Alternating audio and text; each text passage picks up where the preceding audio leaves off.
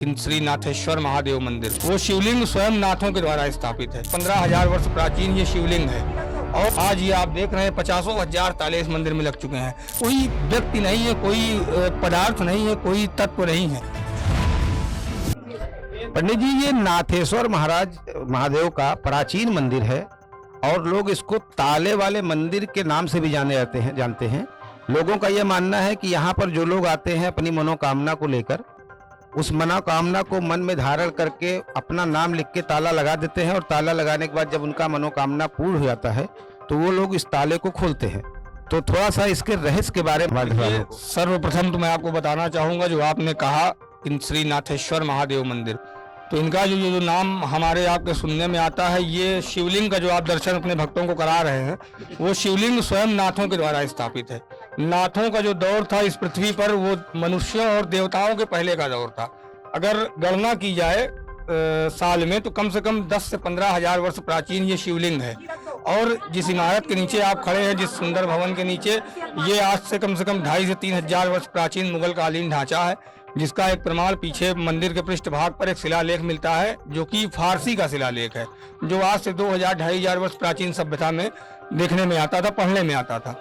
और ताले का जो प्रकरण अभी प्रारंभ हुआ आज से 4 वर्ष पहले, जो हमारे मंदिर के महंत आदरणीय शिवम मिश्रा जी हैं, वो बाबा पशुपतिनाथ के यहाँ साधना के दौरान उन्हें ये आदेश किया गया कि आप अपनी साधना में सफलता प्राप्ति के लिए, सिद्धि प्राप्ति के लिए आप अपनी मनोकामना हेतु 21 ताले एक बार में लगाएंगे। उनके लिए आदेश हुआ था।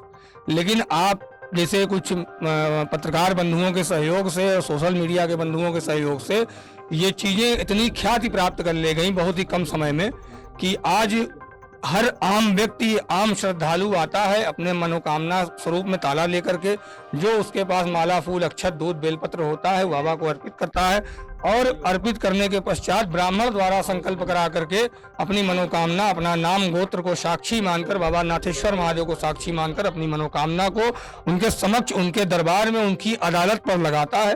और फल, जिसके फलस्वरूप आज ये आप देख रहे हैं 50,000 ताले इस मंदिर में लग चुके हैं और प्रतिदिन ताले 10 से 15 ताले यहाँ पर निरंतर खुलते रहते हैं, जिसका अपडेट आपको, जो हमारे मंदिर का इंस्टाग्राम पेज है, उस पर प्रतिदिन आपको अपडेट मिलेगा। जो वीडियो बनती है, कुछ लोग वीडियो नहीं बनाते गोपनीयता की वजह से, तो लगभग आपको सारे चीज़ों का साक्ष्य हम देने में समर्थ रहेंगे कि मनोकामनाएं पूर्ण होती हैं, लोगों के कार्य बनते हैं। आज भी महाशिवरात्रि के दिन कम से कम अभी तक में 7 से 8 ताले मेरे सामने खुल चुके हैं। तो यही बाबा का चमत्कार है, यही बाबा की कृपा है। और इसी कृपा, इसी चमत्कार, इसी नाम, इसी ख्याति को सुनकर आज आप बाबा के प्रांगण में आने का सौभाग्य आपको प्राप्त हुआ। जहाँ तक हमें जानकारी है महाराज जी, यहाँ पर जो पानी का निकास है, वो किसी को पता नहीं कि ये पानी जो निकलता है, या जो महाराज जी को या महादेव जी को जो दूध अर्पण किया जाता है, ये कहाँ जाता है, इसका अभी तक कोई किसी को पता नहीं है कि ये कहाँ जाता है। इसमें क्या सर? देखिए, ये जल जब से इस मंदिर को बनाया गया था, तब से इस मंदिर में कोई भी नाली आपके आसपास दर्शन में नहीं मिलेगी। एक गर्भगृह में एक छोटी सी नाली बनाई गई, उस नाली का कनेक्शन कहाँ से है वो आज तक किसी को नहीं पता है। क्योंकि हम लोगों ने कुछ कार्य भी कराया, टाइल्स, मार्बल, जमीनों का जब सौंदर्यीकरण हुआ मंदिर का पुनर्जीर्णोद्धार में, तब भी इस रहस्य का पता नहीं चल पाया। क्योंकि 8 फीट 10 फीट हम लोगों ने गड्ढे कराए थे जमीन पर, फिर से पाइलिंग होकर पूरा जमीन बनवाई गई है, तो उसमें भी कोई ऐसी नाली देखने को नहीं मिली। और ये जल मतलब अपने आप भूमिगत हो रहा है। जितने भी पदार्थ बाबा को, चाहे वो तरल पदार्थ हो या फिर सूक्ष्म पदार्थ, जैसे भी पदार्थ हो चढ़ाए जाते हैं, वो अपने आप भूमिगत होते चले जाते हैं और आज तक कभी ओवरफ्लो की शिकायत नहीं आई है। कैमरामैन से कहेंगे एक बार थोड़ा सा दर्शकों को दिखाएं वो जगह जहां से महादेव जी को जो जलपर या दूध चढ़ाए जाते हैं, वो जमीन के अंदर कहाँ चले जाते हैं, किसी को ये पता आज तक नहीं चला। चूंकि इस जो निकास है, इसका कहीं किसी नाले से संबंध नहीं है या कहीं से ये अटैच नहीं है। इसकी खुदाई भी एक बार हो चुकी है 10 से 15 फीट तक, लेकिन इसमें कुछ मिला नहीं। तो ये महादेव जी की कृपा है कि ये जो भी जल यहाँ चढ़ाया जाता है, जो भी यहाँ पर तरल पदार्थ अर्पित किए जाते हैं, वो सारे तरल पदार्थ कहाँ चले जाते हैं, ये एक रहस्य ही अभी तक बना हुआ है। अच्छा महाराज जी, यहाँ पर कोई एक जो है वो दिया भी है, उसका क्या है जी? गर्भगृह के अंदर देखेंगे 4 दीपक बने हुए हैं। थोड़ा सा कैमरामैन से कहेंगे एक बार दिखाइएगा। गर्भगृह के अंदर ये देख सकते हैं 4 दिए बने हुए हैं। ये पत्थरों के दिए हैं और ये हजारों वर्ष पुराने दिए हैं, जैसे के तैसे बने हुए हैं। इस मंदिर का अगर हम निर्माण बोले तो किसी को पता नहीं है, कई हजार वर्षों से ये मंदिर निर्माण ही है। अच्छा महाराज जी, ये एक मंदिर देव मंदिर है, थोड़ा इसका भी रहस्य बताएं हमारे दर्शकों को। देखिए, इस मंदिर में जो देव मंदिर होने की बात कही, मैंने कहा ना कि देवताओं के पहले का दौर, नाथों का दौर। नाथ कहने का मतलब आसान शब्दों में अगर भक्तों को समझाने की बात करेंगे तो नाथ का अर्थ होता है फरिश्ते, जो ना गर्भ से जन्म लेते हैं ना उनकी मृत्यु होती है, वो अजर अमर जिनको कहा गया है। वो बहुत ही सीमित संख्या में इस पृथ्वी पर आए हैं। उन्होंने अपने आराध्य भगवान शिव की आराधना के लिए इस लिंग का निर्माण, इस लिंग की स्थापना यहाँ पर कितने हजार वर्ष पहले की, ये आज एक अपवाद का विषय, अटकलों का विषय है, जो कि हम लोगों ने अपने विवेक से, जो हमारे अध्यात्म गुरु जी हैं, आध्यात्मिक गुरु जी, हम लोग उनके सानिध्य से हमें ये रहस्य पता चला। क्योंकि बहुत सारे लोगों के पास हम लोग गए इस मंदिर के रहस्य को लेकर के, किसी ने इस मंदिर का रहस्य बताने में हमारी मदद नहीं की। लेकिन एक कहावत कही गई है या एक चौपाई है, जा पर कृपा राम की होई ता पर कृपा करे सब कोई। तो जब राम की कृपा हमें प्राप्त होती है तो एक ऐसे गुरु का सानिध्य हमें प्राप्त होता है कि जिसके मार्गदर्शन से आज मतलब पूरे देशवासियों का कल्याण इस ताले के माध्यम से हो रहा है। तो कुछ न कुछ दैवी शक्तियां हैं जो इस कार्य को पूरा निर्वहन कर रही हैं।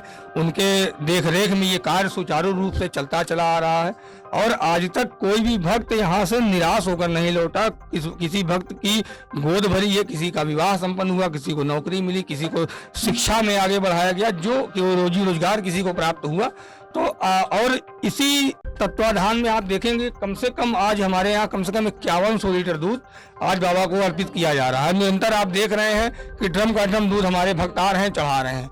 इसमें हमने किसी को आमंत्रित नहीं किया, किसी को बुलाया नहीं, ये उनकी आस्था है। उन्होंने हमसे संपर्क साध करके एक कार्यक्रम तय किया, हर वर्ष की भांति इस वर्ष भी, और ये आयोजन इतना भव्य चला। हम ईश्वर से कामना करते हैं, नाथेश्वर महादेव से कामना करते हैं, बाबा इसी तरह सबकी झोलियां भरते रहे, सबके ऊपर अपनी कृपा बनाए रखें, सबके बाल बच्चों को खुशी खुशहाली के साथ रखें। जन कल्याण हेतु ये रुद्राभिषेक देश कल्याण हेतु जो आयोजित हुआ है, हम 144 वर्ष के बाद जो भव्य महाकुंभ प्रयाग तीर्थराज प्रयागराज की धरती पर आयोजित हुआ था, आज से उसका पूर्णतः समापन हो रहा है और एक ऐसे धर्मार्थ कार्य के साथ आज समापन हो रहा है। एक ऐसी दिव्य शक्ति के दिनों में समापन हो रहा है जो कि आप जानते हैं शिव को अनंत कहा गया है। तो आज उनका दिन है, तो आज उनके दिन को लोग याद करके उनकी पूजा अर्चना करके आज से माता गंगा को प्रणाम करके महाकुंभ का समापन कर दिया जाएगा। इसी के साथ जो भी यात्री आज करीब करीब एक मतलब इतिहास बन चुका है प्रयागराज का, विश्व स्तर पर एक इतिहास बना कि 64-65 करोड़ लोग आज तक कभी एक साथ एक जिले में, मतलब समझिए 2-4-10 देशों की आबादी एक जिले में समा गई। ये भी माता गंगा की और बाबा नाथेश्वर महादेव भोलेनाथ की कृपा है। क्योंकि महादेव देवों के देव हैं, तो ये भी माना जाता है कि देवता भी यहाँ पर दर्शन करने महादेव जी के आते हैं। इसका क्या रहस्य? देखिए, देवता क्यों नहीं आएंगे? जब उनके लोग रहेंगे तो वो अपने आप आएंगे। मैंने कहा ना, नाथों के द्वारा। नाथ कोई व्यक्ति नहीं है, कोई पदार्थ नहीं है, कोई तत्व नहीं है, वो निराकार है। नाथ अगर दूसरे शब्दों में कहा जाए तो आप शिव को भी कह सकते हैं। शिव के गण होते हैं नाथ, न वो जन्म लेते हैं न उनकी मृत्यु होती है। तो जहाँ इस लेवल की पावर जहाँ पर गवर्नेंस करेगी, उनका अगर संचालन चलेगा इस मंदिर के अंदर, तो अध्यात्म बहुत बड़ी चीज है और अध्यात्म को सिद्ध नहीं किया जा सकता है। किसी भी दैवी शक्ति को आप कैमरे में नहीं सिद्ध कर सकते हैं। ये एक आस्था का विषय है, मानने का विषय है। अभी कहना नहीं चाहिए, अभी कुछ भक्त हमारे ऐसे हैं, इनके चाहने वाले, जो इनके कृपा पात्र हैं, इस प्रांगण में मौजूद हैं, उनके ऊपर साक्षात कृपा है। तो कहने का तात्पर्य ये, कृपा का मतलब समझिए उनके शरीर पर दैवी शक्तियों का आगमन होता है। तो और ये मंदिर अपने आप में एक अदालत बन चुकी है। जैसे आप देखते हैं मेहंदीपुर बालाजी, ठीक, तो वहाँ लोग जाते हैं, प्रेत बाधा से संबंधित रहते हैं, किसी भी दोस्त से संबंधित रहते हैं, वहाँ जाते हैं, उसको उनका निवारण मिलता है। तो यहाँ भी वही चीज़ें हैं। यहाँ का तरीका ये है कि व्यक्ति आएगा, अपनी अर्जी लगाने का तरीका है। आप आइए, दर्शन करिए, 5 अगरबत्ती जलाइए, 10-15 मिनट बैठिए। बैठने के बाद जब निरंतर आप 11 दिन 21 दिन ये कार्य करेंगे, देखिए एक दिन आपका केस अदालत पे लग जाएगा। जो भी नकारात्मक शक्तियाँ होंगी वो आपके शरीर पे अपने आप यहाँ पर हाजिर होना स्टार्ट हो जाएंगी। तो ये देखिए, माना जा सकता है कि यहाँ के सरकार महादेव स्वयं है, यहाँ पर कोई व्यक्ति नहीं है। जो भी आपकी मनोकामना है आप आइए अपनी मनोकामना को मन में धारण रखते हुए आप ताला बंद करिए और उस ताले पर अपना नाम लिखिए। ये माना जाता है कि कुछ दिनों के उपरांत आपकी मनोकामना पूर्ण हो जाएगी। तो ये देवों के देव रहस्यमय मंदिर है प्रयागराज में, जो कि आर कन्या चौराहे के पास स्थित है प्रयागराज में। तो जो भी श्रद्धालु महादेव जी के दर्शन करना आना चाहते हैं वो मेडिकल चौराहे से पुल चढ़कर सीधा आएंगे, आगे आपको मिलेगा जीवन ज्योति अस्पताल। उससे थोड़ा आगे बढ़ेंगे, किसी से पूछेंगे आर कन्या डिग्री कॉलेज, वहां चौराहा या आर कन्या चौराहा पूछेंगे, वहां पर यह मंदिर स्थित है। अपनी मनोकामना को पूर्ण कर सकते हैं। कैमरामैन श्रीकांत पांडे के साथ संवाददाता कुलदीप सिंह, NTV, प्रयागराज महाकुंभ। देश विदेश की ताज़ा खबर पाने के लिए हमारे चैनल NTV निष्पक्ष को सब्सक्राइब करें व बेल आइकन दबाना ना भूलें।